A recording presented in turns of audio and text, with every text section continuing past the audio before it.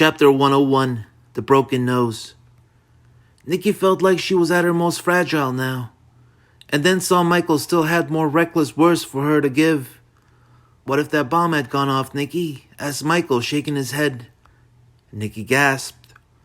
Please don't hate me. Please just don't hate me anymore. Well, intruded Michael, throwing his arms out. I can't believe I was willing to see that Blockbuster kill all those people at that building there, cried out Nikki.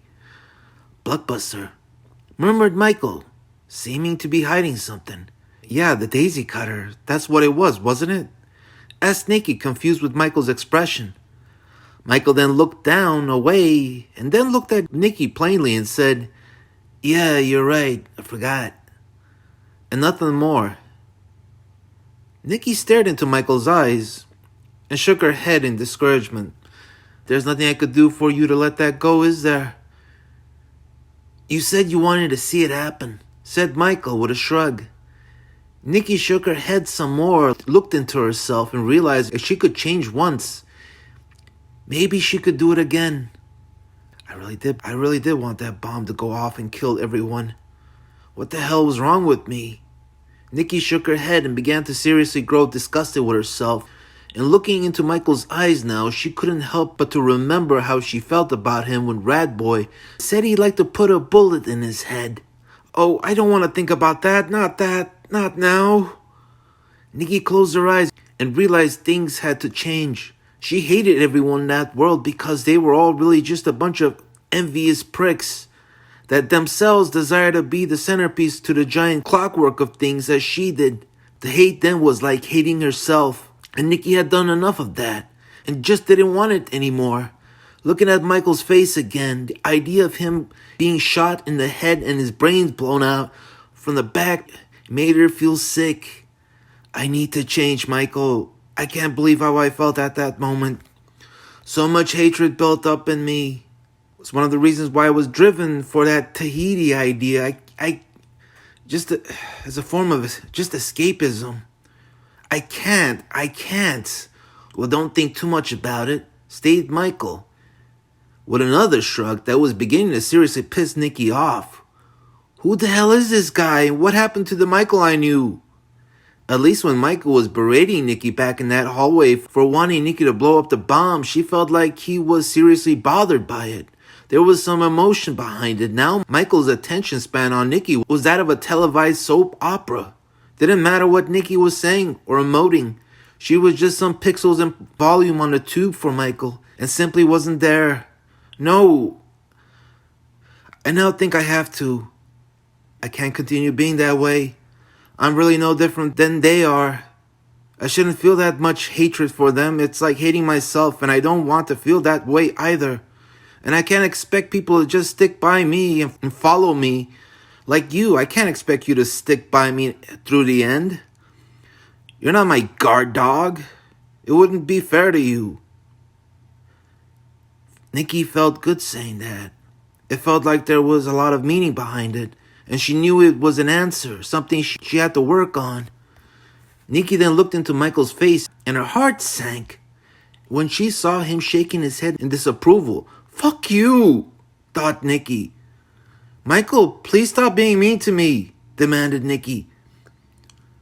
Nikki, you're a liar, and you've always been a liar, but now you sort of suck at it, because you used to have tears at least by this point, commented Michael as he chuckled a bit in disgust.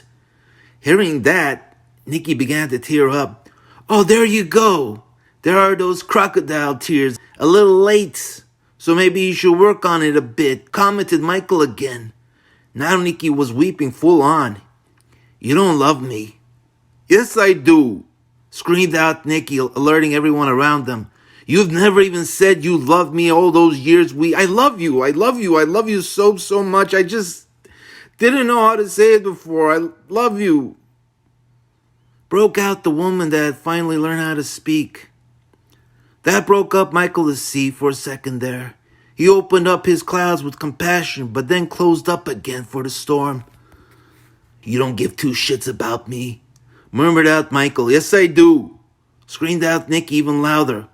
which was now making people around them want to get involved. Excuse me, missus, or are you... Nicky then glared at the convict that felt inclined to get involved with the Reaper, which scared him shitless. You'd abandoned me like you did the first time, murmured out Michael, as his eyes began to tear up, and Nicky paused. Oh, that's it, isn't it? You think I'd do it again? Nicky understood now how alone Michael must have felt. Nicky had only been here in Attica for an hour at the most, and she was already feeling like the dreariness was going to eat her insides away. How bad it must have been for Michael, Nicky could have never known. Maybe as bad as how I felt. But at least I always had the chance to leave that life in Uptown. Michael never could. Nicky now felt certain she seriously wanted to help Michael get out of this funk. His funk. And not just for himself. Nicky, you're just a liar. You don't love me. You don't care about no one but yourself. You will abandon... No, I won't. Called out Nicky, not screaming anymore, but filled with confidence. You only care about yourself, and no, I don't. Broke Nicky again. Everyone in my life has abandoned me. You'll abandon me, that's all there is to it, murmured out Michael as the tears began to flow. His voice sounded broken and hollow, and he sounded like a wounded animal before its masters placed a gun to its head and shot its brains out. Just leave. Leave, you don't care. You have Tahiti waiting for you. Fuck off.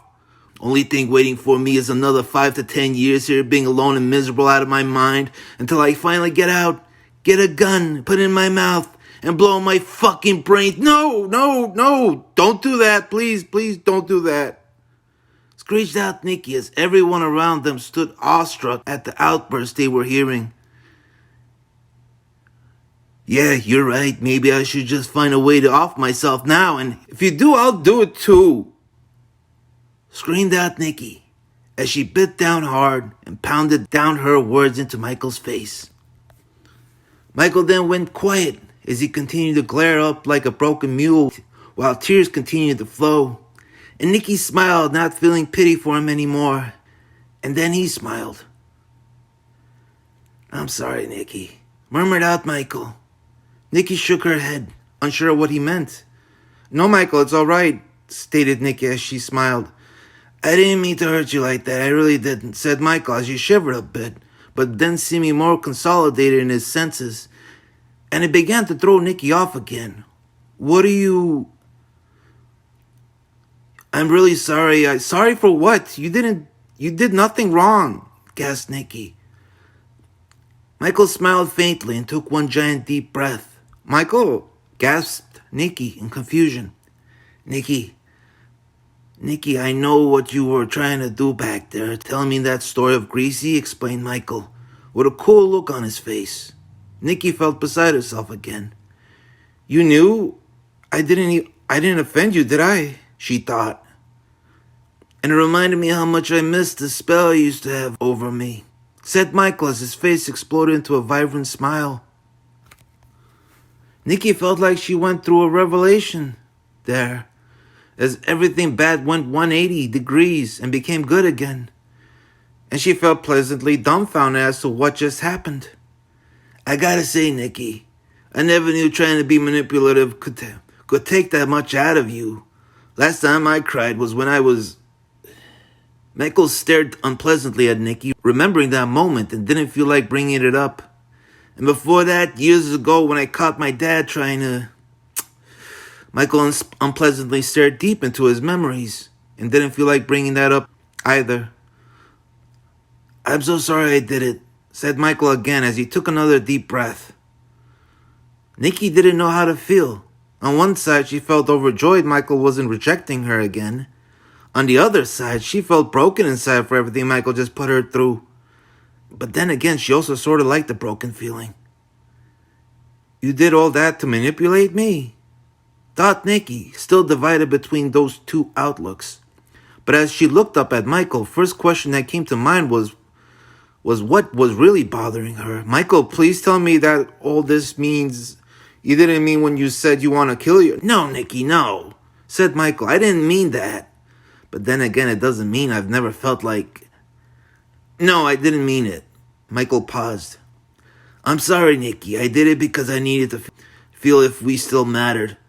All the time we spent together, I've never really known if you cared about me, because you always kept that side of you locked up, never really showing it to me. You were always so stone cold about it, or awkward, sometimes stoic. And then Michael glared up at Nikki and realized another reason why he loved her so much. It's like I had to punch you in the face and break that side of you out, and break that side out of you so you'd open up. I wanted to hear your entire story without restraints. And mostly, I wanted you to open up for yourself, not just for me, explained Michael as he took a deep breath and looked like he overswallowed it. Nikki then closed her eyes and realized that she had been that way. She never expressed how she really felt about him beyond lust. Yeah, but just because I don't know how to express myself like that doesn't mean I don't feel it. I'm not a robot or something cold and distant. And then there were times I'd stare at you in a weird way, and only when you weren't looking because I felt intimidated. I'd just be completely fixated on you and about us, and I'd worry that you'd notice that idiosyncrasy of mine and take it as an ugly, creepy thing. Nikki, I believe you felt that way. I did. Because I always sensed it underneath the surface. I just wanted to see it boil out for once. Even if it burned me, I wanted to feel it, said Michael as he smiled. Nikki looked up and shook her head and didn't know what to think next. She felt a little insecure about going all that way, but it seemed like Michael wanted to. You said you enjoyed how much I used to put a... Yeah, Nikki. Nikki felt awkward and weirded out hearing this, and it felt unnatural. You're not supposed to like that. No one likes to be controlled. Being your fucking dog, said Michael with one single chuckle. This all was becoming a little too surreal for Nikki, as she started to feel like she might be imagining it.